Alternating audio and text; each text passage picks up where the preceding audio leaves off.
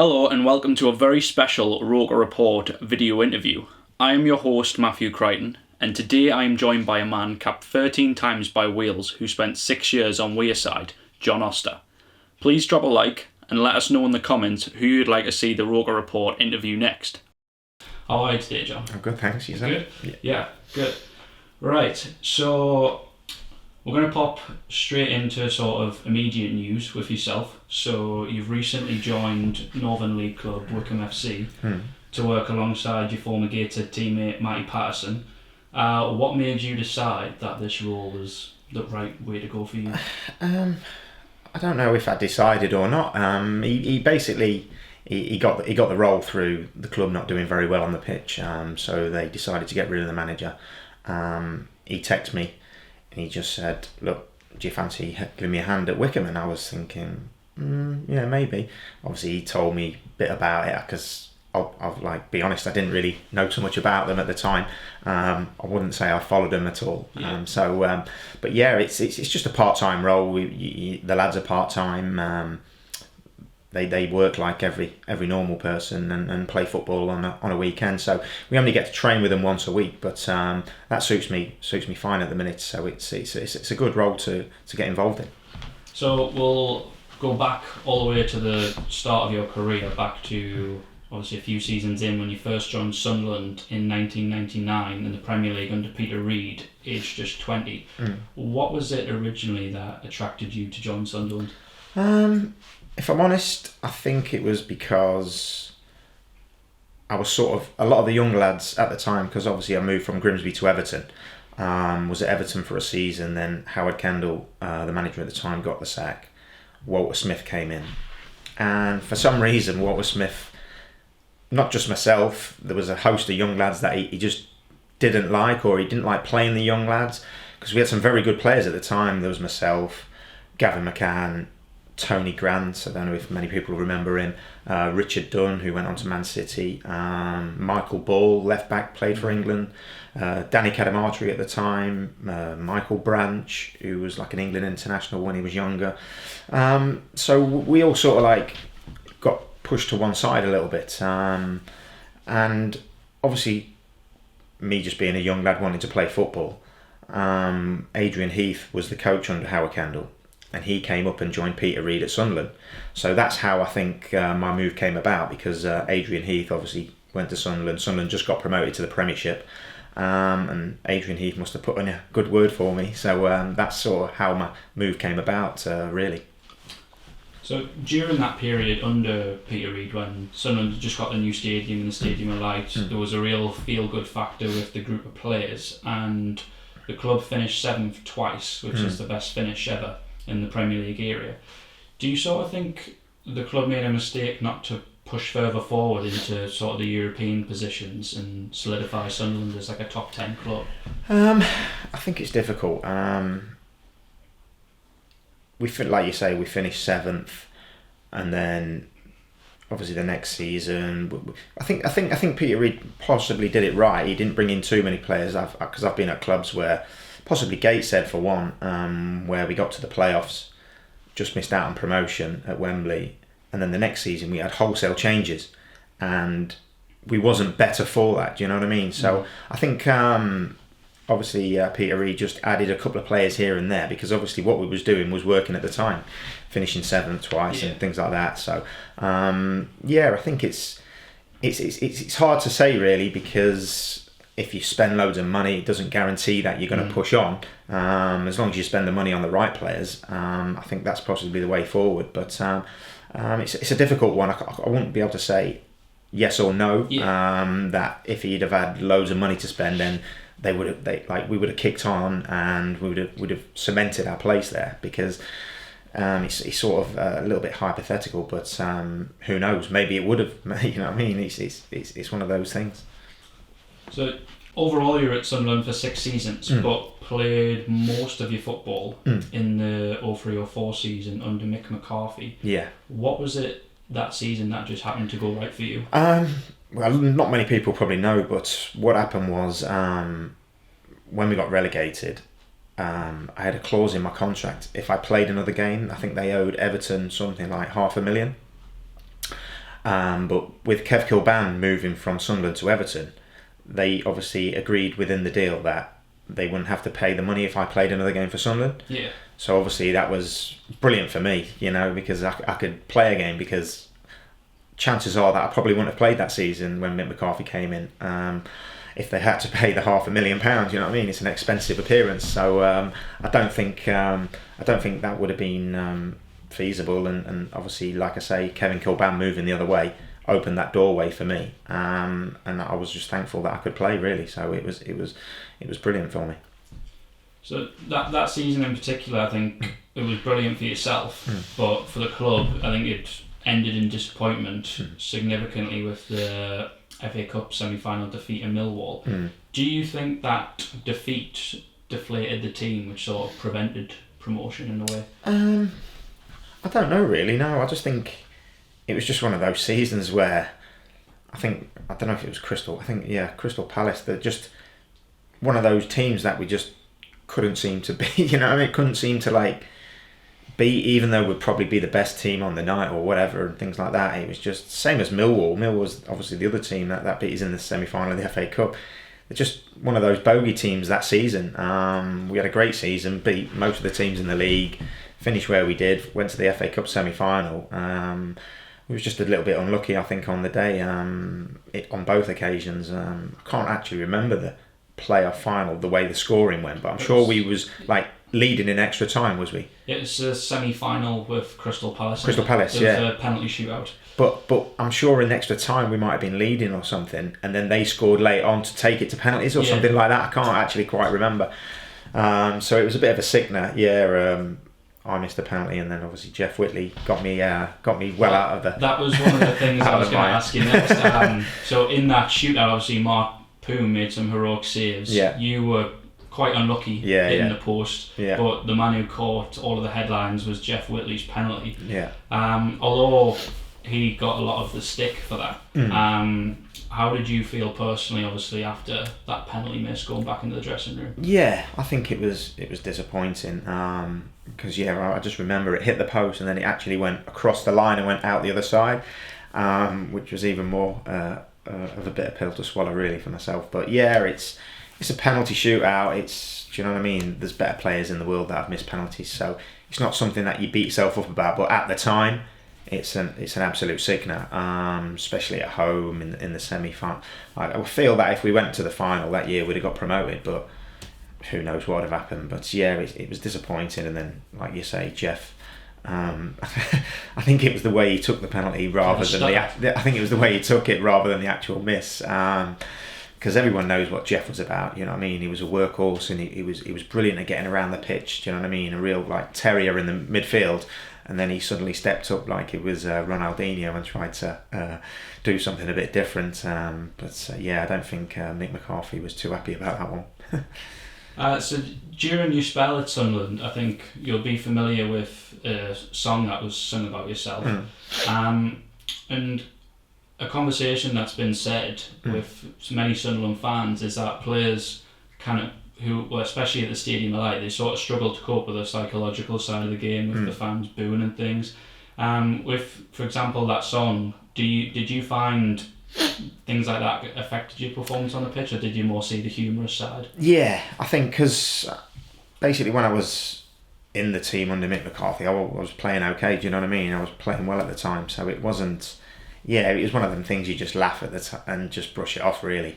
But I think just when that happens, obviously, people like Kev Kilban, do you know what I mean? He used to get a lot of stick, unjust a lot of the time, because they just seen him as a scapegoat. Regardless of how he played, he sort of get the stick for the team playing bad. Yeah. Which was hard to watch, really, sometimes, and I felt for him. But credit to him, he obviously went from Sunderland to Everton and did well, do you know what I mean? And then he went to West Brom, I think, after that, and he done really well. So it just shows you the character of the person, really, if they can brush it off and still go on and do something. I think it's just one of them things. What can you do? You can't exactly tell 30,000 fans to shut up, can you? So it's a difficult one, really. So whilst you're at Sunderland as well, you played alongside the legendised Kevin Phillips. Recently, he did show an interest in the Sunderland manager's job, but was knocked back. Were you surprised to see that he wasn't strongly considered or involved at the club? I've had this conversation numerous times with other people, just chatting about who they want as manager and things like that, just when you're down the local pub or whatever. At this moment in time, I wouldn't be sort of strong for him getting the job, purely because he's a hero at Sunderland. He's got a great name for the things he did at the stadium.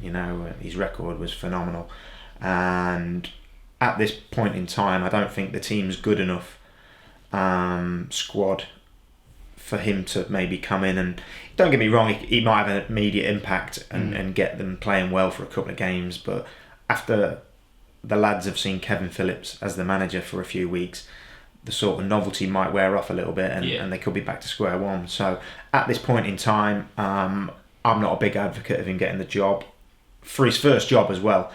Don't get me wrong, he's been coaching for a few years now, so obviously he knows what it takes, kind of thing. But me personally, I don't know. I think there's probably better managers out there rather to suit the way Sunderland are at the minute and probably get the best out of them. I was speaking to someone the other day, and a prime example for me would be a Neil Warnock. I played under him at Crystal Palace. And I'm not saying he's the best manager I've played under, but for the situation Sunderland are in, and as a man manager, to get the best out of certain individuals, I think he could be perfect for them at the minute.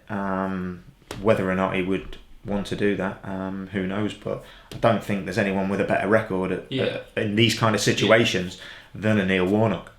Well, on that point of sort of staff coaching who've sort of either played for the club or from the area, have you found in your career that clubs normally benefit from having those kind of figures who've either played or support the club, or is it not necessarily a big factor? I'm not sure. Obviously, you've got Borley still involved at the club. I'm not sure what kind of involvement he has now. Is it more off field? I thought it was. Yeah. He's been in and out. Like coaching, and then he's been, like you say, doing the younger lads. I don't know. Maybe. Yeah. I think it is probably good to have some sort of ex-player or whatever who knows the area, knows what the people want and things like that. But I don't think it's imperative. There's a lot of successful managers who have had nothing to do with clubs and know what the club's all about. I think Sunderland's been around long enough for a manager to come in and know what the people want. So I don't think it's like I say, it's imperative. So I think overall in your Sunderland career was full of highs and lows both on and off the pitch.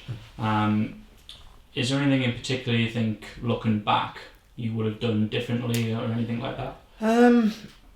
Possibly the only probably thing that I would maybe have done differently would have been to have more experience when I first started out at Grimsby, because I only played 20 odd games or something like that, maybe it's half a season for Grimsby at the time.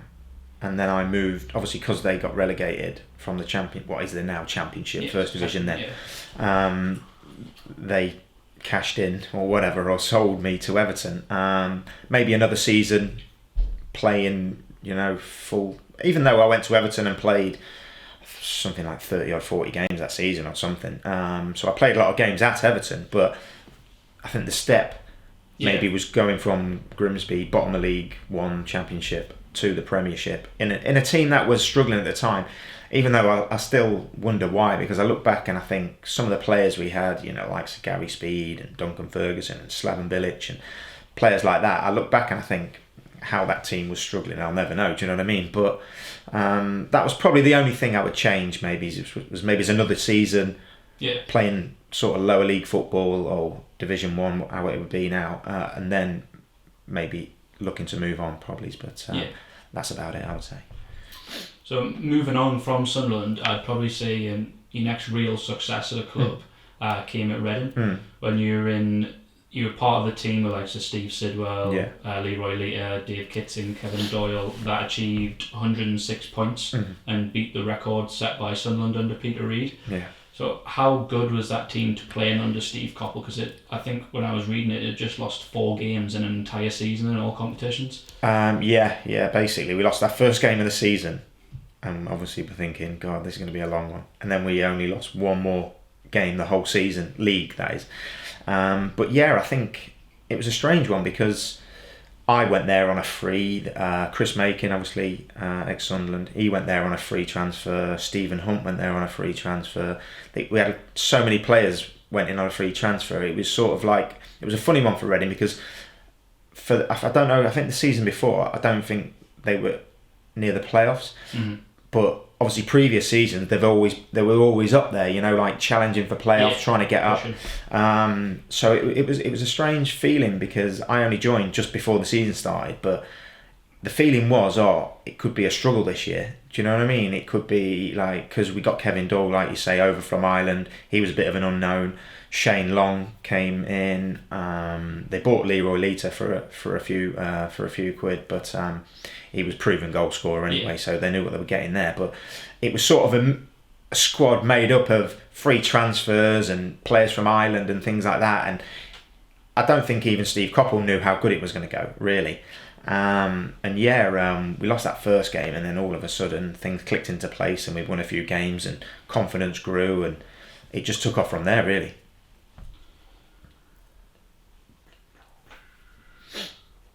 And I think so. The post Reading, when you moved sort of down the leagues back into the Championship, the most games you played for a particular team across your career was Doncaster Rovers under Sean O'Driscoll. What was it about that club and that period which just worked so well for you individually? I think it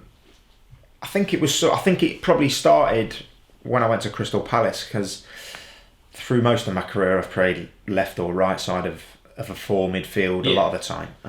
Went to Crystal Palace, we played a 4-3-3, and I played sort of in front of Sean Derry, who was sort of the holding midfielder. So being brought inside, I think probably sort of brought a new, I won't say lease of life, but it just gave me a different role in the team. I think in England, obviously, when you're not big or if you're quick or whatever, i.e. perfect example would be like a Joe Cole when he was younger. He was like the most talented kid coming up through the ranks. Everybody knew about Joe Cole before he'd even played a game. But because he was small and not very big, obviously not strong, they always used to seem to push him out wide, left or right, and even in the England team and club level.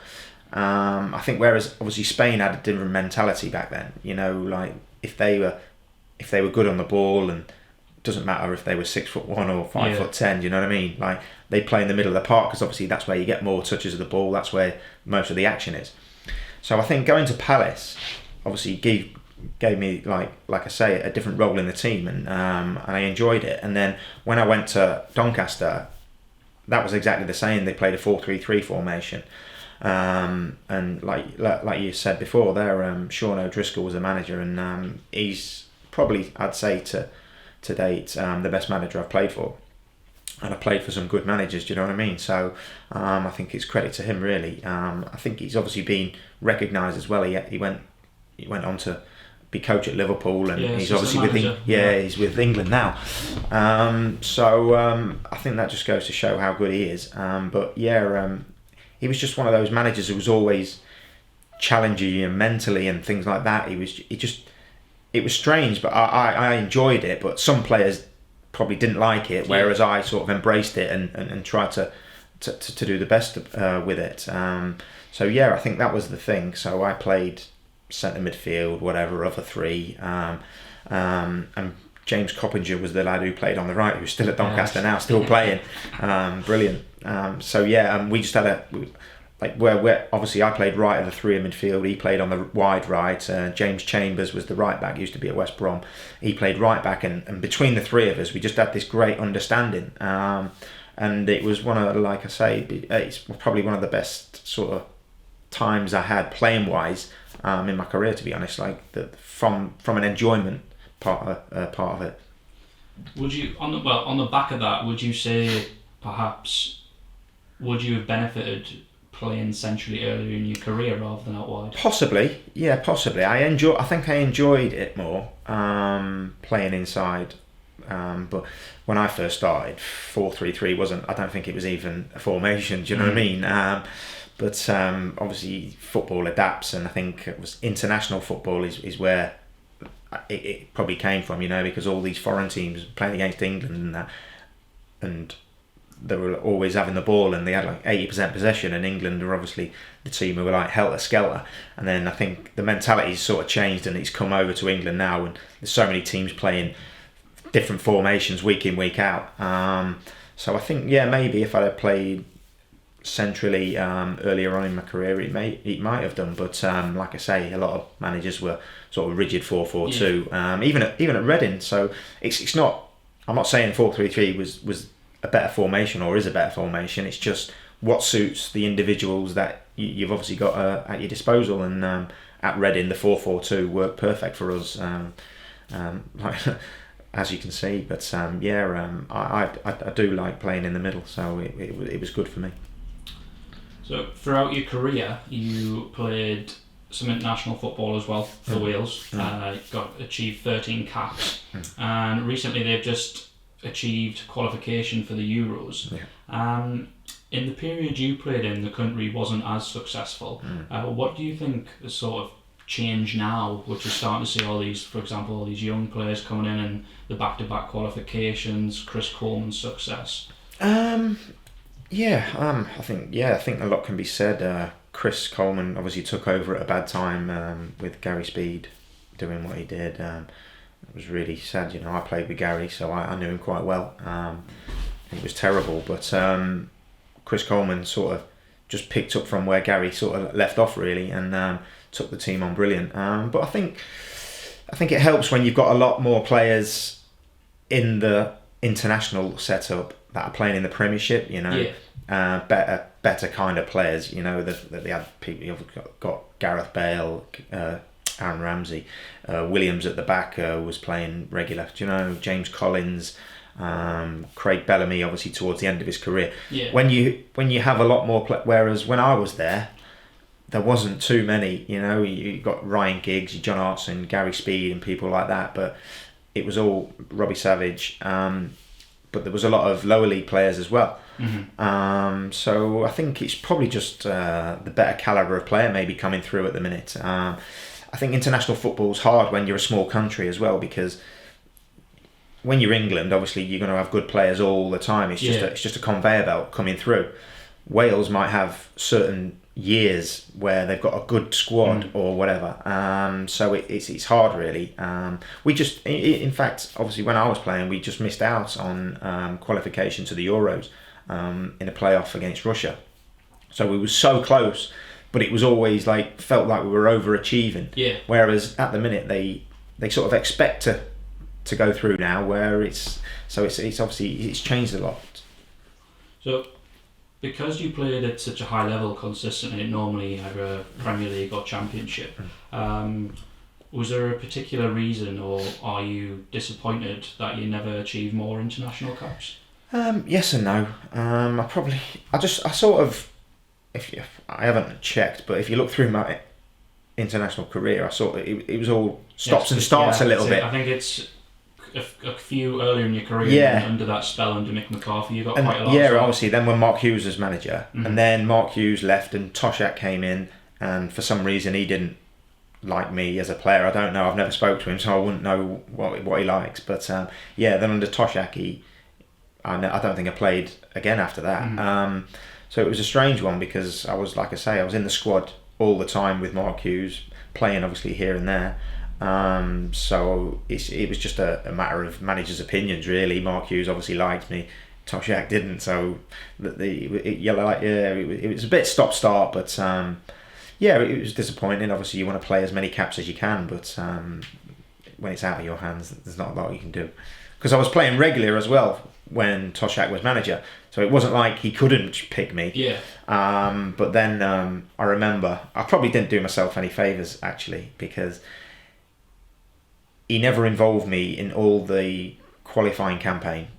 Then it got to the summer, and obviously you get all the players that I've played in the qualifying campaign pulling out in the summer, with miraculous niggling injuries. Yeah. And then all of a sudden I got a phone call off one of the secretaries at Wales asking if I wanted to go or they want me to go away. And I just said, no, you're okay. Because I just thought, well, I've not been involved, so you obviously don't want me, or you don't think I'm good enough, or whatever the reason was, to be involved in the qualifying campaign. But all of a sudden you've got a friendly in the summer out in wherever, and you want me involved because all the other lads have pulled out. I was like, no, you're okay, I'm fine. So that was sort of like the unannounced retirement, really. Yeah. But I think you have touched on this one slightly, because obviously across your career you've been managed by some interesting characters. You mentioned Neil Warnock, for example. There's been like Howard Wilkinson at Sunderland, all the way to Edgar Davids at Barnet. Yeah. You mentioned that Sean O'Driscoll was perhaps the best manager. What was it that made him such a good manager for you? I just think that he was good in the fact that everybody, you could have your own opinion and you wouldn't hold it against you. I've played for managers where if you disagree with him or have an argument with him, they kind of resent you a little bit for that, as if you can't have your own opinion. Whereas he would be great at sort of speaking to you, and obviously you having your opinion, and obviously if you disagree, he might tell you to whatever, and then the next day it's forgot about. Do you know what I mean? Whereas some managers, he eats away at them and they sort of resent you a little bit for having a pop at them. So on that front, he was brilliant. You could go and talk to him anytime you want. He just challenged you in different aspects. When we go out training, he'd do things differently. Whereas some managers go out and they'll tell you the rules. Right, lads, this is blah blah blah. This is the rules of the game. This is what I want you to do. It's 3 touch. You like blah blah. You got to do this, that, and the other. Where he was like always under the impression. Whereas he'd get the 2 captains over, he'd tell them the rules. They had to relay it to the players, and then obviously he'd go mad if they hadn't told him the right thing, because it sort of replicates what happens on a match day. Because if he pulls someone over and tells them to tell the lads what to do, or give somebody some information from the sideline, he can't actually go on the pitch and physically talk to them all. So if he just calls over 1 or 2 players and tells them, so I thought just little things like that, which just sort of stood out from what other managers haven't done, from what I've seen anyway. Other managers don't do, and just his all round the way he thought about football and in his philosophy about the way he wanted to play was just quite refreshing for me personally. Well, on a trickier one, linking to that choice, obviously, if Sean O'Driscoll is going to be the manager, who would be in John Oster's 5-a-side team from the players you played with in your career? Jeez, international and anyone you've played with? Anyone I've played with? Put you on the spot. Probably Ryan Giggs, Kevin Phillips, Craig Bellamy. I need some defenders, don't I? Maybe one. Maybe keeper, can I have of course. I'll have Claudio Reyna. Then you've got your goalie. And I've got... Oh, is that it? Yeah, so I've got a goalkeeper. At the time, he was probably coming to the end of his sort of career, but you could tell he was still brilliant. So I'll probably say Neville Southall. Yeah. Most of the people won't even remember him, will they? It's that long ago now. He's very vocal on Twitter these days. Is he? Yeah. Oh, right. Right, so we started the chat talking about non-league football, so I think it'll be a good place to sort of end upon. So you mentioned right at the start you were part of that squad in 2014 at Gateshead under Gary Mills, who narrowly missed out on promotion to the Football League. Yeah. You lost 2-1 to Cambridge in the playoff final. From that experience, and you played quite a lot of regular football at Gateshead, does it frustrate you seeing what has happened since to the club with the demotion and the financial issues?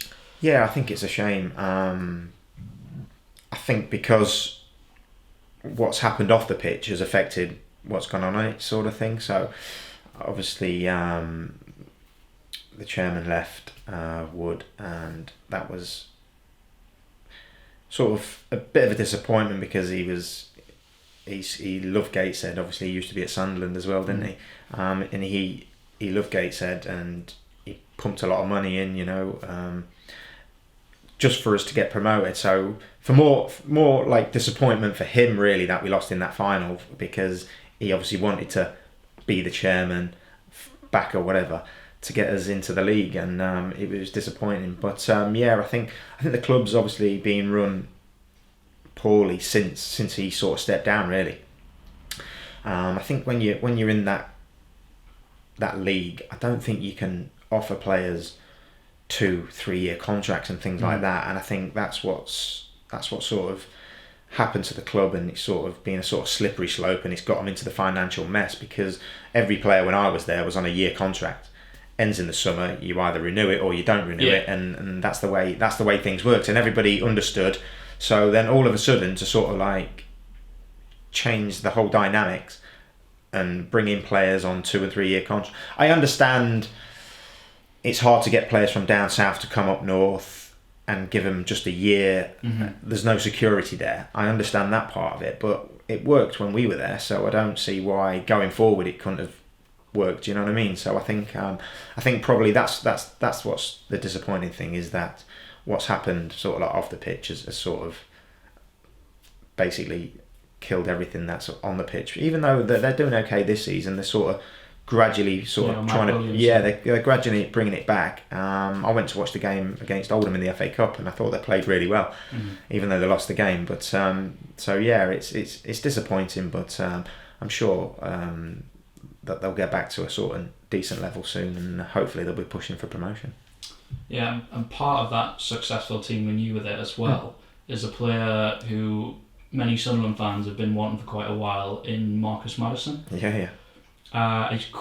He's known as quite a character, I think, especially on social media. What was he like as a person to play with? He was actually a bit of a quiet lad when we was there, but talented, obviously, no doubt. I think he was at Newcastle as a young kid. Great left foot, as good a left foot as you're going to see. Pace.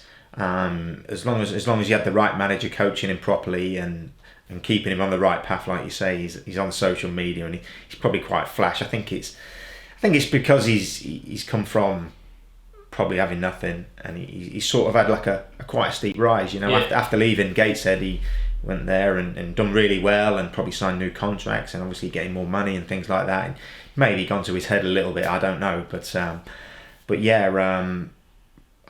I could easily see him playing for Sunderland. Like I say, the lad's talented. We had Lyndon Gooch on loan at Sunderland. Obviously, Lyndon Gooch is in the squad, plays or whatever for Sunderland.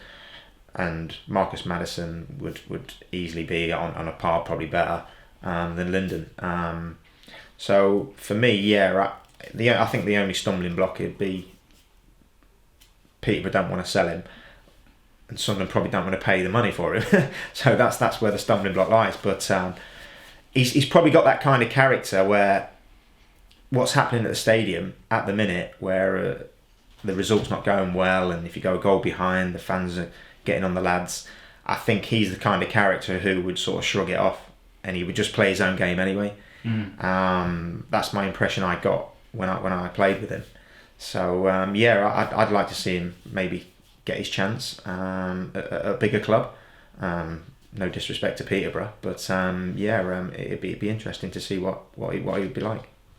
Right, well, that concludes the question. Thank you very much for coming on, John. No problem.